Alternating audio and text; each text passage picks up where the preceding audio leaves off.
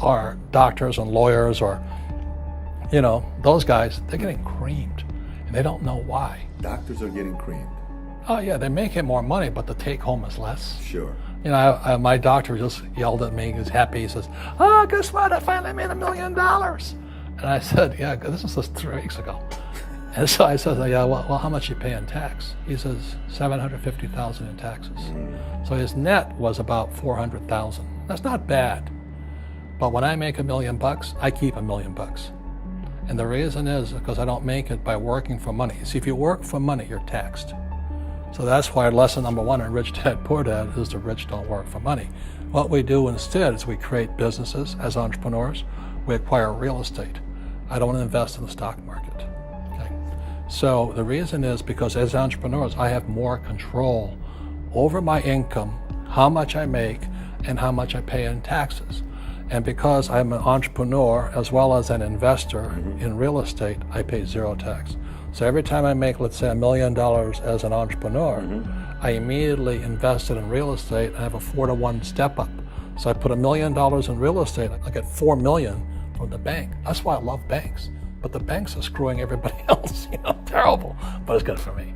That's why you say when you print, it's good for you, but when you print, it's bad for people that work for money. Because when you print, savers get creamed and people who work for money get creamed. When they print, debtors get rich.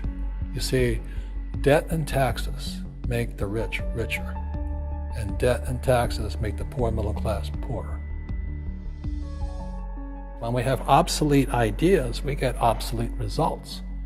So what's happening for most people, the idea of going to school, getting a job, working hard, saving money, getting out of debt, buying your house because it's an asset, and investing for the long term, is obsolete. The world has changed. The world changed in 1971 when President Nixon took us off the gold standard and money became debt. What if we get rid of school? Then what would happen? Would it be better if we had no educational system at all? No, I'm saying education is more important before. It's just obsolete. There's Moore's Law which states information doubles every 18 months. In other words, everything's obsolete 18 months. So, and this is just a recent phenomenon. So when you come out of school, you're already obsolete. And that's why I'm the old guy, I meet my friends who went to Harvard. I went to Harvard. I said, yeah, that was how long, 50 years ago? Today, the banks are charging you interest to save money. In other words, banks don't want your money because they printed too much of it. And that's why there's this bubbles in stocks and bubbles in real estate and all this. People are dumping the cash because, as I said in here, savers are losers and cash is trash. And yet people are, well, I want a high-paying job. Well, that's an obsolete idea. Get out of debt is an obsolete idea. You should learn how to get into debt, how to use debt to get rich, and they'll never teach you about taxes. The reason the 1% is way up here and the 99% are going this way is because when you print money, 2 things happen: inflation and taxes. It's crushing them.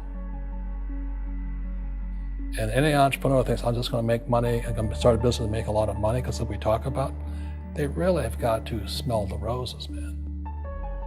That's not what the real entrepreneurs are doing. Most entrepreneurs, there's 28 million small business owners in America. 24 million are what are one-person entrepreneurs. They're called non-employee entrepreneurs. So and that's what happens is when people don't really understand what an entrepreneur does. So most big people are self-employed, but they're not really entrepreneurs. The self-employed pay the highest taxes of all, and nobody tells them that. Yeah, it's also called the entrepreneurial spirit, but what we were actually talking about was there's no such thing as a bad economy. There's external, you and I, we all have an external economy, but we also have an internal economy, and the willpower is to change our internal economy. So for me, I can see the good and I can see the bad. I don't really give a damn because I'm going to be rich anyway. But a poor person with a poor personal economy, all they're going to see is a bad economy because they don't know how to make money in any economy. And a middle class person, they have a middle class economy. What they want is a nice house and a steady paycheck and the job and the car. And so when you take their job away, to them, that's disaster. Well, since an entrepreneur doesn't have a job anyway, it's no big deal. So all I'm saying to people, and it's what Bucky Fuller taught me, There's always two sides, you know what I mean? Unity is plural, at minimum two. So if you think the economy is bad, it's because your economy is bad. If you think that steady, employment is important, then you'll see an economy without jobs. Your economy versus the external economy. What you control versus what you can't control. I can control. Yeah, it's called an internal focus versus an external focus. So the real entrepreneur has an internal focus. That if they fall down, they say, "Oh, this is good, because I'm going to go up higher." The average person will fall down and say, "Oh, I'm going to take some Prozac," or somebody has a mistake. So, "Oh, the mistakes don't matter." Well, mistakes matter. It means you didn't know something. But a real entrepreneur, whether they fall down, they always can go up. They can stand back up and go higher. And no matter what happens to them, they get stronger and better and smarter and happier. But a person with a weak internal mindset is that they're so afraid of what happens, it generally happens. Like, people who are afraid of losing their jobs, they generally lose their jobs. You know what I mean? Yeah, so everything you can comes through you. Yeah, so the entrepreneur first job is to control inside here, not outside there.